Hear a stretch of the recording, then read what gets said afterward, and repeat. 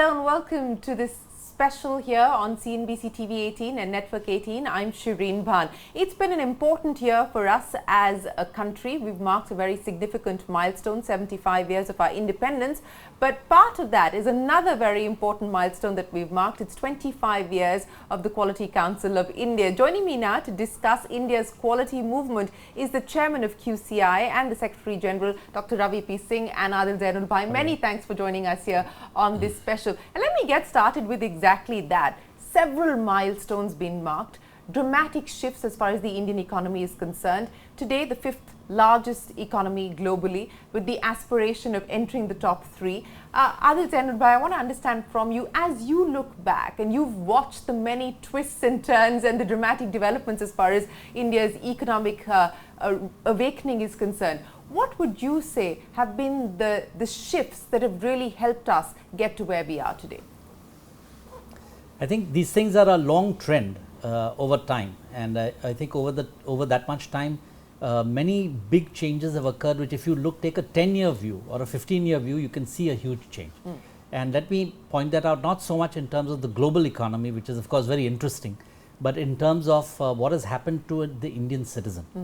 So if you look at 15 or 20 years ago, and you take a person living in a rural area, because the majority of Indians were rural, and try to think about what was her life like, right? And you look at that today, and you look at what it would be 2047, which would be our, the 100th year of our independence. You will see a massively dramatic shift in what happens.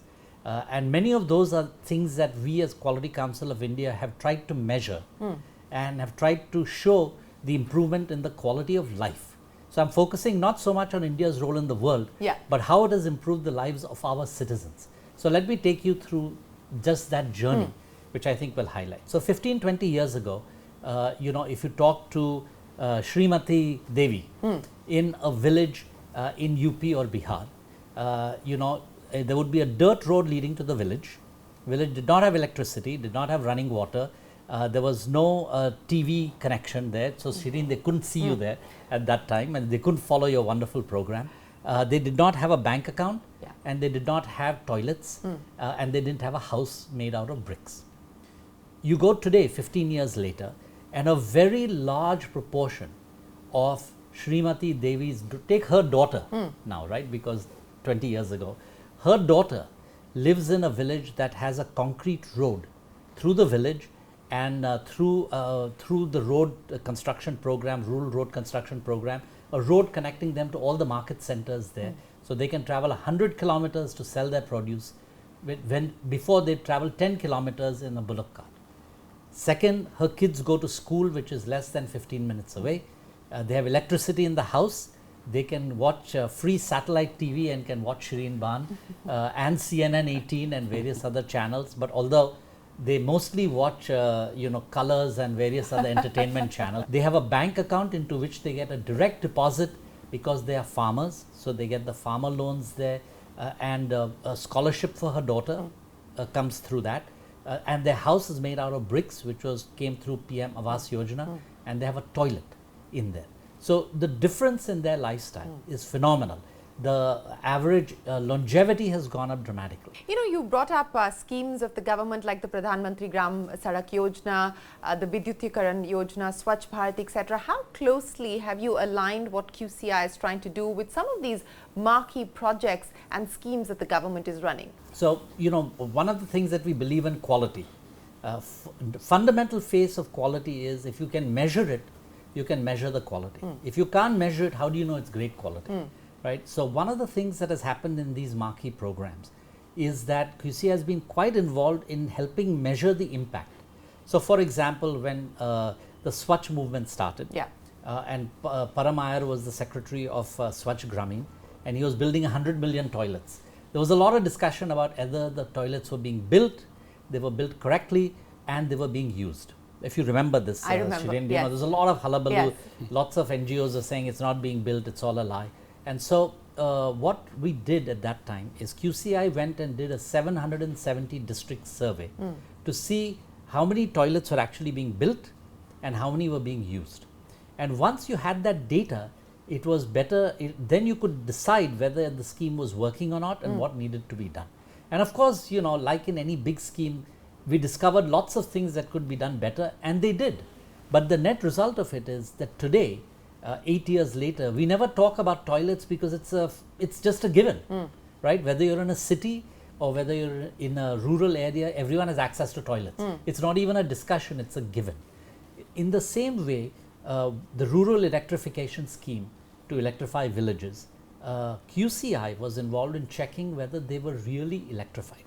So we went into areas in Assam, north, south, east, west of India to check whether the village was really electrified, whether the line was there, electricity was available, X number of houses had been connected, etc., so that we could actually verify whether it was electrified and the quality of electrification. And it was actually. And there were a few states where they, you know, took the money and they hadn't electrified the village. But now you knew where that was happening, and so you could go and fix that. So our role is not to run the scheme. Our role as Quality Council of India is to help the scheme get better implemented on the ground, so that Srimati Devi gets her electricity and gets everything else. So many of the improvements are due to a policy, many of them are due to execution on the ground, and what we are involved in is trying to measure the quality of execution on the ground so that it can be done better. You know, one of the things that you talked about, and let me get you, Dr. Singh, to comment on that, is financial inclusion using technology, and this has really been one of the big breakthroughs that we have seen in the past decade or so. In terms of execution, I think the DBT, you know, one could have argued about leakages in the past, but now it's very clear that the benefits are getting to the actual beneficiary. What do you believe, as you assess the implications and the impact of the DBT program, have worked so wonderfully well, and going forward, what do you think more needs to be done?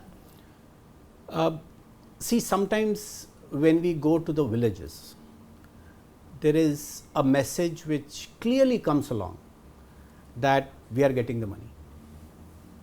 And initially, you know, when we were trying to evaluate whether all these schemes were being translated on the ground, we always found a few hiccups here or there. For example, I have opened my bank account, but I have not got the card or the password.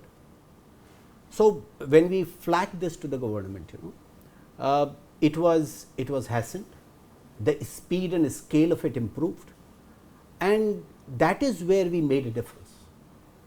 And now what we see is, as Adil very rightly said, the kind of rural infrastructure or the ecosystem in which these people thrive, especially the rural populace, is something which has been built up.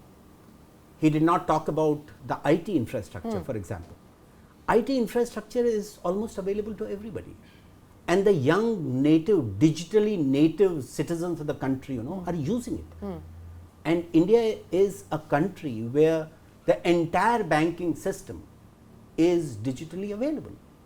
So the financial inclusion that you see is because of these ecosystem changes that has been brought in. But let me warn you as well as others, we are not involved in policy making. Sure. And we don't take credit of the government schemes which are implemented on ground. What we do is that we do the impact assessment, and as an independent third party, we inform that these are the things which need to be taken care so that these schemes are rolled out in a much more efficient manner. No, I think both of you have made that amply clear that you're not involved with policy making, you're only involved with measuring the impact of the policies that have been taken forward. QCI is an autonomous body, Yeah. so it's partly government, partly not government, and therefore we have tried to get the best of both worlds. So because we are a semi-government body, there is a certain level of trust from the government in us, and because we are a semi-private body, we can move very quickly. So as a result of that, we are able to do these kinds of surveys very fast, as fast as anyone in the private sector, and in fact faster. So this is why we are able to do a lot of this, because we are able to take both the best of government, which allows you to do things at population scale, right? No private sector would want you to do something in 770 districts, go to 100,000 households, but the government does. But we can do it so fast and for a much lower cost, because we're obviously not for profit, etc., that we often go head to head with private sector survey companies and we win. So I think that's one thing we are very proud of, because one of the things that the government always wants to do, and Honorable PM has stressed, is why can't government entities work at the same efficiency levels and speed as private sector enterprises can? And I think we've been able to find a way to do both. And that's what I want to address with the both of you. How have you been able to find a way to marry scale and efficiency and the nimbleness that you talked about? Because that's not typically associated with either government bodies or quasi-government bodies either. And what has changed at QCI? I know today it's a much younger QCI that we see. What's changed, and how have you been able to bring efficiency, scale and nimbleness together? Well, I'll let SG take the lead on it, because he and I both started in QCI on the same day. I don't know if you know this, but in 2014, both of us started on the same day. So this entire journey, the two of us have done hand in hand, and he has actually executed on this. So the first thing I would say is that we never had a master plan, that this is what we wanted to become. But we always had a plan that, not a plan, but we always had a view that we should act quickly, and any opportunities that come up, we should jump on them and do it better than anyone else can do it. That was always our idea. So when the two of us started in 2014, SG, how many people were we at QCI at that time? 167. 167. And how many are we today? More than 1,000. So I have to ask, because it could be changing between yesterday. Changes every day. Right. And how many young people? About 790. 790. Right. So the average age of our group of young people is around 23 or 24. And it's not as though we planned this really well, but we had so many things to do. And we felt that if we wanted to hire people quickly, that we could get young people who are interested in serving the country but were not willing to make a career of it. You want to make a career, you sit for the UPSC. But lots of people wanted to do something good, get an experience for a year or two, and then go on and get on with their lives. And we felt that there were people like that. And so we started hiring them. And what we found is that, you know, when you have smart young people who are really, really driven to try and make a difference to the country, and that combination has allowed us to act very quickly. So, and I'll tell you why. One, they're pretty smart. Second, they're too young to know what is not possible, right? So you have someone with 20 years experience and you say, I'd like to do this, they'd say, it's not possible, right? You cannot do it, and you'd have 20 arguments as to why it couldn't be done. Yeah. But you're a 23-year-old, you have no idea what is possible or not. You just want to please us. So you say, okay, fine, we'll do it. And somehow they find a way to do it. And so the reason that we were able to move quickly is, I think, fundamentally because we have people who don't know what is not possible. So the first survey that we did for Swachh, right, I think we did, I don't know how many households we did, but we did this in 45 days. On average, a World Bank funded agency that does this takes 6 months, and we did it in 45 days, right? Because our young kids didn't know that it was not possible. So they just worked night and day and figured out ways to do it. And I think that culture has stayed with us. And that's why we can move fast, because we have a set of people who are committed and who don't know what's not possible. And so they just, you know, find a way to get it done. Yeah, we take pride in the fact that we have more or less institutionalized it. And we allow ample amount of freedom to people to experiment. And we have inculcated a character of fearlessness in them. So they are very pretty fearless. They can go anywhere, to any ministry, to any secretary, joint secretary, and they can say that, no, this is not right, whatever you are telling me, because they don't fear. They can always fall back on something that they wanted to do all their life.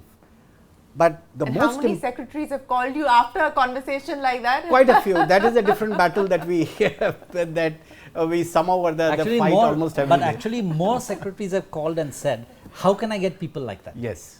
That is the more interesting part of it. A few have complained, but actually many more have said, I'd like to get people like that. How come we can't get it, right? And so then we try and help them get some people like that. But the important thing is that, see, we had in 2014 when we joined, we had the foundation ready. We had our boards who were doing their activity, creating accredited institutions and organizations, and we used them. And on top of it, the most important decision perhaps we took was that we will segregate this entire assessment process. People who go on the ground need to be watched, and we segregated the decision making layer from the layer which goes on the ground, which was not earlier happening. So that perhaps is the most important change that we have brought in the assessment process. Otherwise you would never know whether somebody has taken a feedback, whether it is right or not. Correct. Whether the person has filled it in his hotel room. Yeah. But now when we do an assessment, we continuously monitor each and every person who goes on the ground at the back end, and the decision is taken over here, not at the ground. So that is how we have started institutionalizing, and people here keep a continuous watch on everybody who is interacting with the citizens of the country. Absolutely. So I want to understand from you, Adil, you gave us a sense of some of the schemes that you have looked at. Perhaps the data has also told you what kind of course corrections need to be made. You have been measuring impact. What next now? What is going to be the big focus area for QCI? So we have, as you mentioned, this is our 25th anniversary, and we're using the 25th anniversary not to look back, but really to look forward. In 25 years, India will be a developed country. We hope, right? That's the goal of all of us, to get us to a developed country. And what is the kind of quality standards that we need, and what kind of quality will people expect?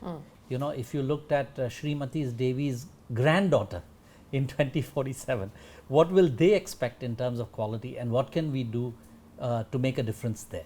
So for the 25th anniversary, we've started a whole series of projects to improve the quality of life for the Indian citizen in about 6 different areas. Okay. One, in education.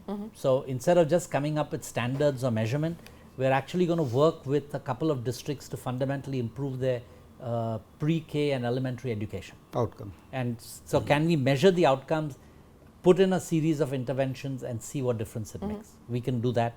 So we're doing that. So that'll be 1,000 schools or something like that. So instead of just measuring, we're actually trying to push the ball on education. We're doing the same thing on healthcare. We're trying to do the same thing on labs. We're trying to do the same thing in about 7 other areas where we can improve quality. We're doing this in different aspects of MSMEs. MSMEs have to improve their quality for their goods to be accepted, not just around the world, but in India. The Indian consumer, when faced with a choice of quality and cheap, is typically taking quality. So as we're moving in that direction, how can we help MSMEs improve their quality through something called Z, zero effect, zero defect? So in all of these, we're saying let's take a more active role in the improvement of quality that will affect the lives of people and make their entire life better. Originally, QCI, by the way, was started, this is our 25th year. So when it was first started, the idea was to create a body that would look at our exports so that the quality of Indian goods would be acceptable to the world.